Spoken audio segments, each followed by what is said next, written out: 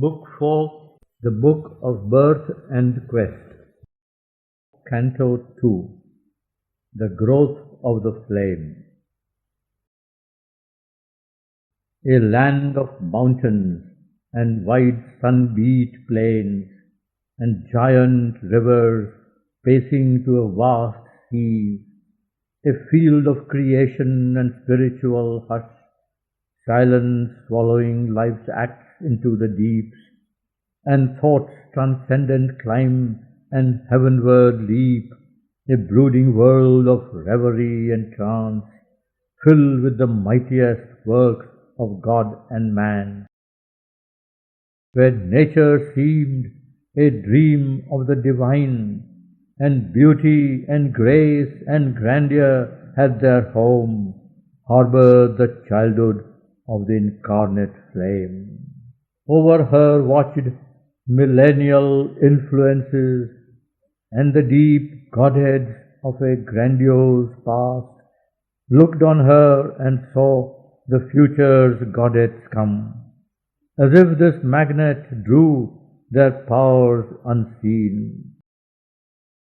Earth's brooding wisdom spoke to her still breast, mounting from mind's last peaks to mate with God's, making earth's brilliant thoughts a springing board to dive into the cosmic vastnesses, the knowledge of the thinker and the seer, saw the unseen and sought the unthinkable, opened the enormous doors of the unknown, rent man's horizons into infinity. A shoreless sweep was lent to the mortal's acts, and art and beauty sprang from the human depths, nature and soul wide in nobility. Ethics the human keyed to imitate heaven, the harmony of a rich culture's tones refined the sense and magnified its reach to hear the unheard and glimpse the invisible, and taught the soul to soar beyond things known, inspiring life to greaten and break its bounds, aspiring to the immortal's unseen world. Leaving earth's safety, bearing wings of mind, bore her above the trodden fields of thought, crossing the mystic seas of the beyond, to live on eagle heights near to the sun. There wisdom sits on her eternal throne. All her life's turns led her to symbol doors, admitting to secret powers that were her kin. Adept of truth, initiate of bliss, a mystic acolyte trained in nature's school, aware of the marvel of created things, she laid the secrecies of her heart's deep muse upon the altar of the wonderful. Her hours were a ritual in a timeless fane. Her acts became gestures of sacrifice. Invested with a rhythm of higher spheres, the word was used as a hieratic means for the release of the imprisoned spirit into communion with its comrade gods.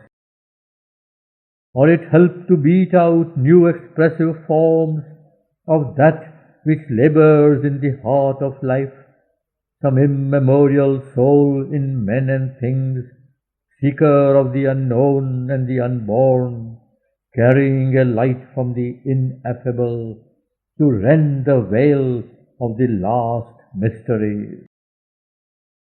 Intense philosophies pointed earth to heaven, or on foundations broad as cosmic space, upraised the earth mind to superhuman heights.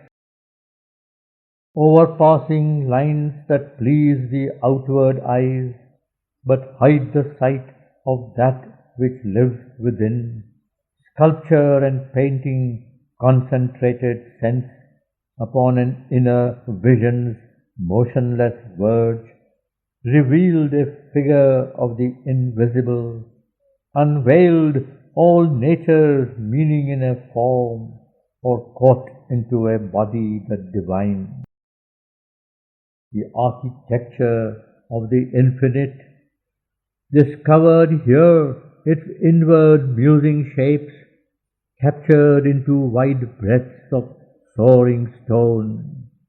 Music brought down celestial yearnings, song held the merged heart absorbed in rapturous depths, linking the human with the cosmic cry. The world interpreting movements of the dance, molded idea and mood to a rhythmic sway and posture, crafts minute in subtle lines, eternized a swift moment's memory, or showed in a carving sweep a cup's design, the underlying patterns of the unseen.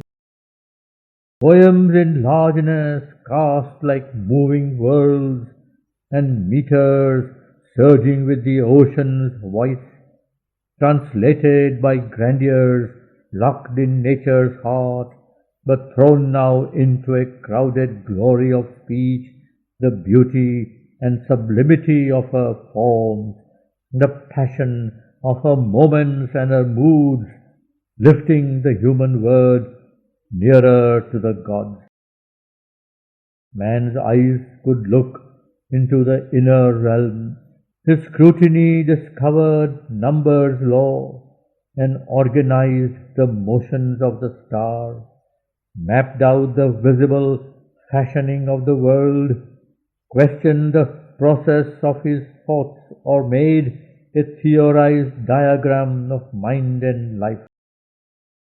These things she took in as her nature's food, but these alone could fill not her wide self. A human seeking, limited by its gains, to her they seemed the great and early steps, hazardous of a young discovering spirit, which saw not yet by its own native light. It tapped the universe with testing knocks, or stretched to find truth, mind's divining rod. There was a growing out to numberless sides, but not the widest seeing of the soul, not yet the vast, direct, immediate touch, nor yet the art and wisdom of the gods. A boundless knowledge greater than man's thought, a happiness too high for heart and sense, locked in the world and yearning for release, she felt in her.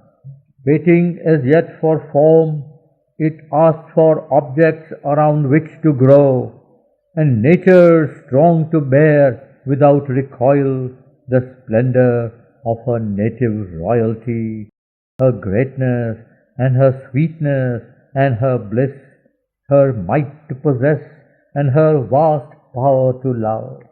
Earth made a stepping stone to conquer heaven.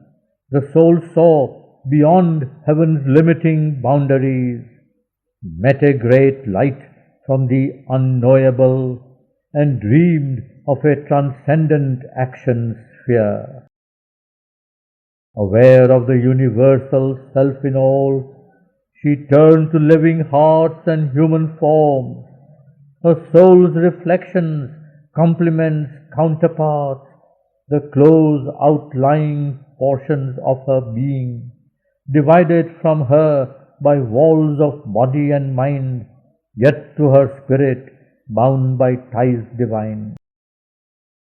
Overcoming invisible hedge and masked defense, and the loneliness that separates soul from soul, she wished to make all one immense embrace, that she might house in it all living things, raised into a splendid point of seeing light out of divisions dense, inconscient cleft, and make them one with God and world and her. Only a few responded to her call. Still fewer felt the screened divinity and strove to mate its godded with their own, approaching with some kinship to her heights. Uplifted towards luminous secrecies, or conscious of some splendor hidden above, they leaped to find her in a moment's flash, glimpsing a light in a celestial vast, but could not keep the vision and the power, and fell back to life's dull ordinary tone. A mind daring heavenly experiment, growing towards some largeness they felt near, testing the unknowns bound with eager touch, they still were prisoned by their human grain. They could not keep up with her tireless step, too small and eager for her large-paced will, too narrow to look with the unborn infinite's gaze. Their nature weary grew of things too grey.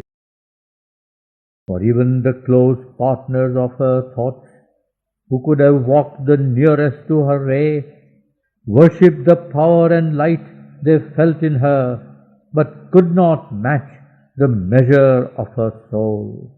A friend, and yet too great, holy to know, she walked in their front towards a greater light, their leader and queen over their hearts and souls, one close to their bosoms, yet divine and far.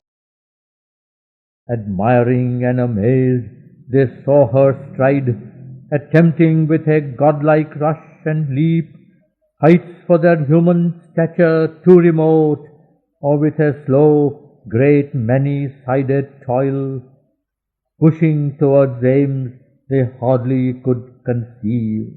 Yet forced to be the satellites of her sun, they moved unable to forego her light.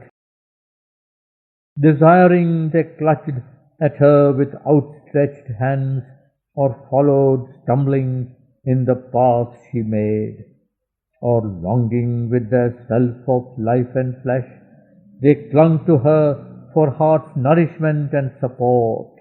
The rest they could not see in visible light. Vaguely they bore her inner mightiness, or bound by the senses and the longing heart, adoring with a turbid human love, they could not grasp the mighty spirit she was, or change by closeness to be even as she. Some felt her with their souls and thrilled with her, a greatness felt near yet beyond mind's grasp. To see her was a summons to adore, to be near her drew a high communion's force. So men worship a God too great to know, too high, too vast to wear a limiting shape. They feel a presence and obey a might, adore a love whose rapture invades their breasts. To a divine ardor quickening the heart beats, a law they follow, greatening heart and life. Opened to the breath is a new, diviner air. Open to man is a freer, happier world. He sees high steps climbing to self and light. Her divine parts the soul's allegiance called. It saw, it felt, it knew the deity. Her will was puissant on their nature's acts. Her heart's inexhaustible sweetness lured their hearts. A being they loved, whose bounds exceeded theirs. Her measure they could not reach, but bore her touch. Answering with the flowers answer to the sun, they gave themselves to her and asked no more. One greater than themselves, too wide for their ken, Their minds could not understand nor wholly know. Their lives replied to hers, moved at her words. They felt a godded and obeyed a call, answered to a lead and did her work in the world. Their lives, their natures moved, compelled by hers, as if the truth of their own larger selves put on an aspect of divinity to exalt them to a pitch beyond their earth. They felt a larger future meet their walk. She held their hands, she chose for them their path. They were moved by her towards great unknown things. Faith drew them, and the joy to feel themselves hers. They lived in her, they saw the world with her eyes. Some turned to her against their nature's bent, divided between wonder and revolt, drawn by her charm and mastered by her will, possessed by her, her striving to possess. Impatient subjects, their tied longing hearts, hugging the bonds close of which they most complain, murmured at a yoke they would have wept to lose, the splendid yoke of her beauty and her love. Others pursued her with life's blind desires, and claiming all of her as their lonely own, hastened to engross her sweetness meant for all. As earth claims light for its lone separate need, demanding her for their soul jealous clasp, they ask from her movements bounded like their own, and to their smallness craved a like response.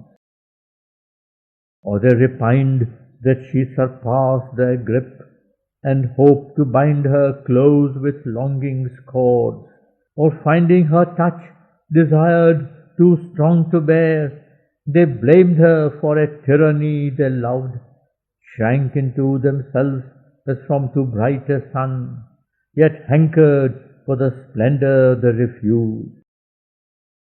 Angrily enamored of her sweet passionate ray, the weakness of their earth could hardly bear. They longed but cried out at the touch desired, inapt to meet divinity so close, intolerant of a force they could not house. Some drawn unwillingly by her divine sway, endured it like a sweet but alien spell.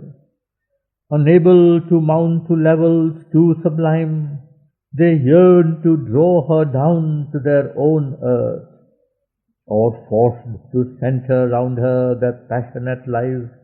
They hoped to bind to their hearts human needs, her glory and grace that had enslaved their souls. But mid this world, these hearts that answered her call, none could stand up her equal and her mate. In vain she stooped to equal them with her height. Too pure that air was for small souls to breathe. These comrades selves to raise to her own wide breadth, her heart desired and fill with her own power, that a diviner force might enter life, a breath guarded, greaten human time. Although she leaned down to their littleness, covering their lives with her strong passionate hands, and knew by sympathy their needs and wants, and dived in the shallow wave depths of their lives, and met and shared their heartbeats of grief and joy, and bent to heal their sorrow and their pride, lavishing the might that was hers on her lone peak, to lift to it their aspirations' cry, and though she drew their souls into her vast, and surrounded with the silence of her deeps, and held as the great mother holds her own, only her earthly surface bore their charge, and mixed its fire with their mortality. A greater self-lived soul unclaimed within. Oftener in dumb nature's stir and peace, a nearness she could feel serenely won. The force in her drew earth's subhuman broods, and to her spirit's large and free delight she joined the ardent hued, magnificent lives of animal and bird and flower and tree. They answered to her with the simple heart. In man a dim, disturbing somewhat lives. It knows but turns away from divine light, preferring the dark ignorance of the fall. Among the many who came drawn to her, nowhere she found her partner of high tasks, the comrade of her soul, her other self, who was made with her like God and nature one. Some near approached, was touched, caught fire, then failed. Too great was her demand, too pure her force, thus lighting earth around her like a sun. Yet in her inmost sky an orb aloof, a distance severed her from those most close.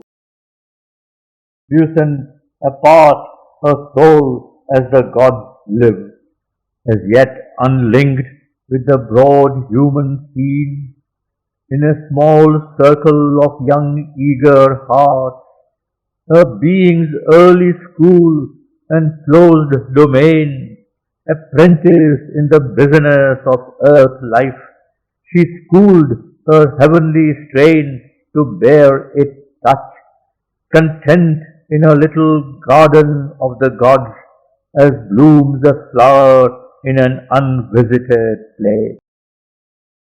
The wide world knew not yet the inhabitant flame, yet something deeply stirred and dimly knew.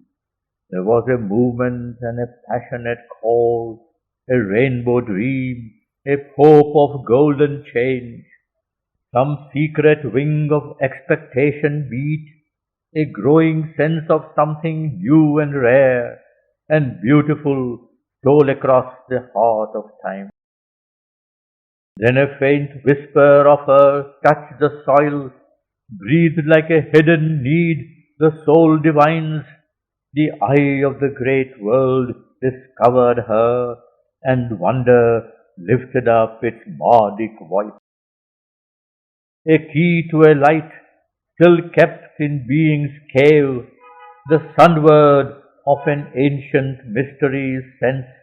Her name ran murmuring on the lips of men, exalted and sweet like an inspired verse, struck from the epic lyre of rumor's winds, or sung like a chanted thought by the poet Fame. But like a sacred symbol was that cult, admired, unsought, intangible to the grasp. Her beauty and flaming strength were seen afar, like lightning playing with the fallen day, a glory unapproachably divine.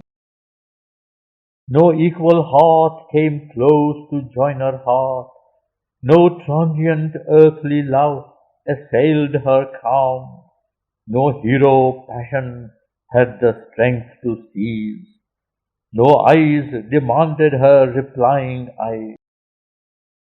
A power within her awed the imperfect flesh. The self-protecting genius in our clay divined the goddess in the woman's shape and drew back from a touch beyond its kind the earth nature bound in sense life's narrow make. The hearts of men are amorous of clay kin, and bear not spirits lone and high, who bring fire intimations from the deathless plains, too vast for souls not born to mate with heaven. Whoever is too great must lonely live. Adored he walks in mighty solitude. Vain is his labor to create his kind. His only comrade is the strength within. Thus was it for a while with Savitri, all worshipped marvelingly, none dared to claim.